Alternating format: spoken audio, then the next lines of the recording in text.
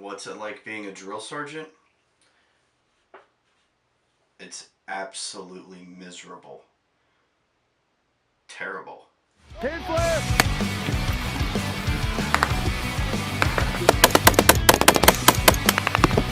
Flip! Woo!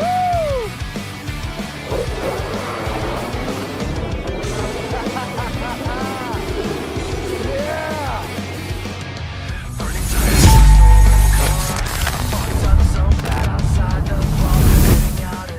What's up, guys? Mike Diesel here. Shooting a different kind of video today. I think I'm going to do a series and call it What's It Like? And this one's going to be about what it's like to be a drill sergeant. I'll start off by saying I spent 2 years on the trail. I was at Fort Sill. I'm not going to say what battalion. I'm sure all my basic training privates that are on this YouTube channel will comment and be like, oh, we're the best. But I just wanted to talk about like what it's like, what to expect, how I thought about things on the trail, and what it was like. As a drill, it was terrible.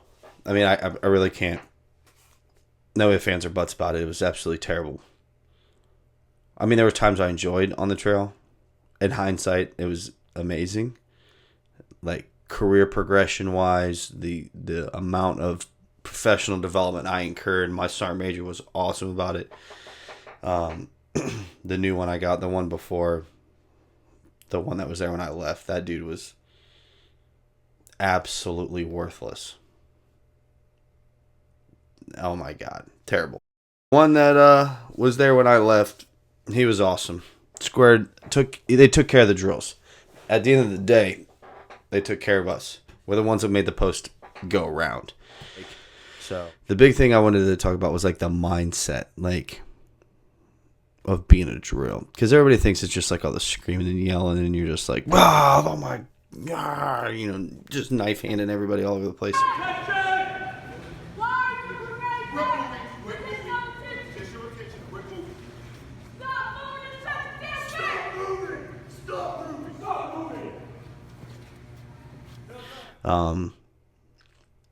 But this is mostly for like the kids that want to be drill sergeants or are on drill sergeant assignment already. They're going to the academy and they have like no idea what to expect. I get hit up a lot. Matter of fact, I got hit up this morning from one of my former soldiers who just came down on drill orders, and he's like, Sergeant D, like, you got any pointers? So I'm kind of making this video to discuss that. Some things that worked for me, some things that didn't work for me. And hopefully your time on the trail is successful.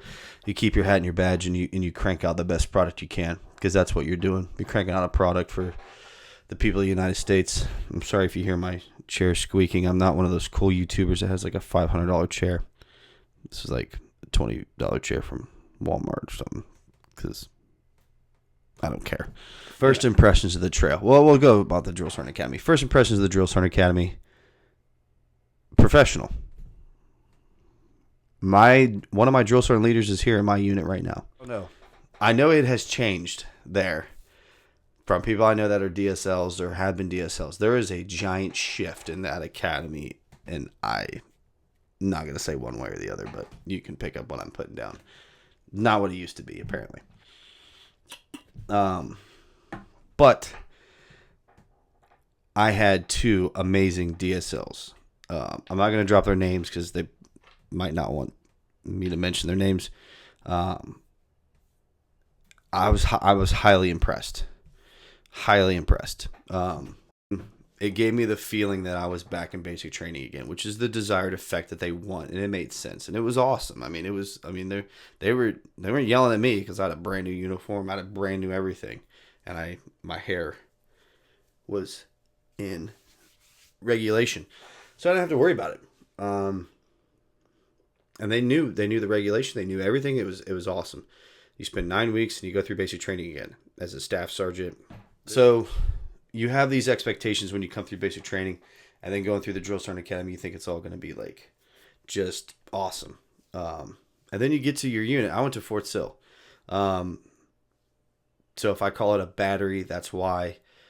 Everybody knows I'm an infantryman, blue disc, on my drill sergeant hat.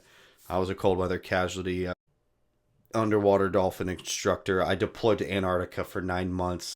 Insert whatever ridiculousness that is why I have a blue disc, because at the end of the day, we all did the same job. But when I got there, my boy, I want to say these dudes' names, but I want to keep them anonymous just in case they don't want me to blast them on Facebook. He pulled me aside. He's like, dude, this is unlike any job you've ever had. And I respect the hell out of the dude. He taught me, he'll be in the videos that I post that are in this, or if I already posted it, I don't know how I'm going to edit this, but you'll see that these two guys, when I showed up to my battery, those drill sergeants showed me what being a drill sergeant was really like. And they took me under the wing and they took care of me. When I got there, I expected a little bit different than what it was, because it's just this weird atmosphere as a drill. You're sitting there as the privates see you doing one thing where you're just like, you eat somebody's soul, and then immediately stop and continue on the conversation you're having with another drill sergeant. Like, it's a switch that you flip. The whole thing's an act. If I can give you one piece of advice, is never get in your emotions and your feelings as a drill. The second you do is the second you do something stupid. Nothing in basic training is worth your hat and your badge. Nothing is worth you losing your career over some stupid little snot-nosed 17, 18-year-old kid who doesn't know their asshole from their elbow. It's not worth it. Just walk away. Hopefully the other drill sergeants are good. Hey, drill sergeant, you got a phone call, and you just pop smoke for a little bit. Go smoke a cigarette, go lift some weights for 30 minutes, something to blow off some steam, and then come back and re-engage, because it's not worth it. But nothing there is that serious that you need to get emotional about. So when you get there, go there with an open mind, learn from your peers, the other drill sergeants, and then find your own way. It takes, and you'll hear this from every drill sergeant, it takes about 3 cycles to really get good to where you're on auto. It's Groundhog Day, as my buddy would tell you. Today's Groundhog's Day, because it's the same shit, just a different day. You just did it 9 weeks ago, and now you're doing it 9 weeks later. So once you do that 2 or 3 times, you get it down pretty good. The next thing I would say is their little brains can only handle so much. My first few cycles, I was just dumping like a fire hose in their face. All these infantry tactics and all this, room clearing stuff. And that's the sexy stuff they like. They love the room clearing. They love the combat. And they're like, oh, I wish I'd have chose infantry. No, you don't. Because if you wanted to, you would have done it from the get-go. Not everybody wants to walk around with a ruck on their back and get blown up 4 times like I did. 4 TBIs my last deployment, a bad back, bad knees, bad ankles, bad everything. Them paratroopers, them jumpy boys, they're like 22 with like 2 knee surgeries and back surgery, and they're 3 inches shorter. Like, no thanks. Love my airborne boys. But you break yourself.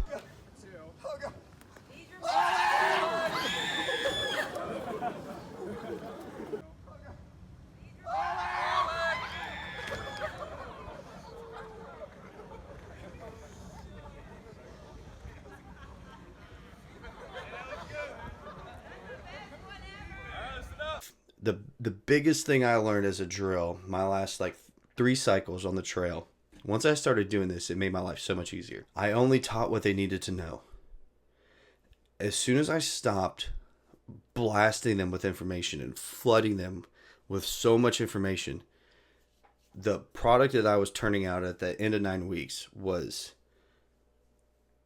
far superior than what me personally I had done 4 cycles, 5 cycles before. Once I learned that I didn't need to dedicate as much time as I was, staying there till 2100 every night through white and blue phase, it wasn't needed.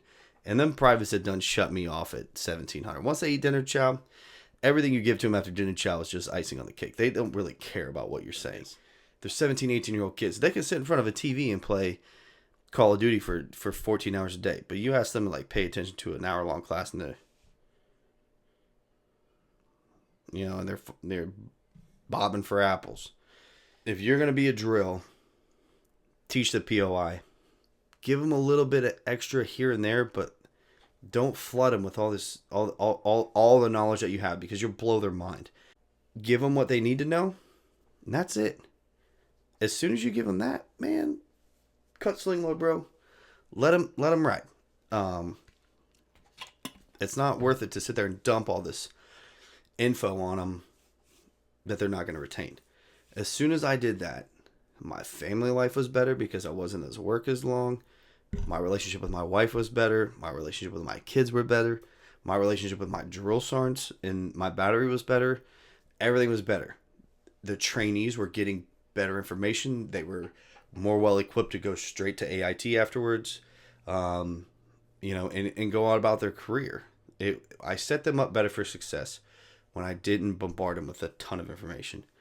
So for all you guys that want to know what being a drill is like, or have questions, like every post is different and everybody's experience is different. So if you have some specific questions about being a drill or what it was like, the hours, was it crazy? Comment down below. I reply to as many comments as I can. Let me know what your questions are. I'll get to them as soon as I can. With this whole COVID thing, work is pretty chill. We're not working as much. We're going to the field and we're still working and stuff, but not as much as what we normally are. So I have the ability to get in the comments and comment and stuff. Any of my former soldiers that hop on here that have a funny story, I'm sure they're going to talk. I'm going to post some videos in here so you guys can see some of the crazy stuff that I did. But I wanted to get just a video out there of me talking about that and what it was like to be a drill.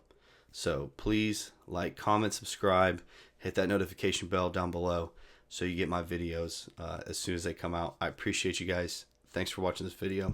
God bless.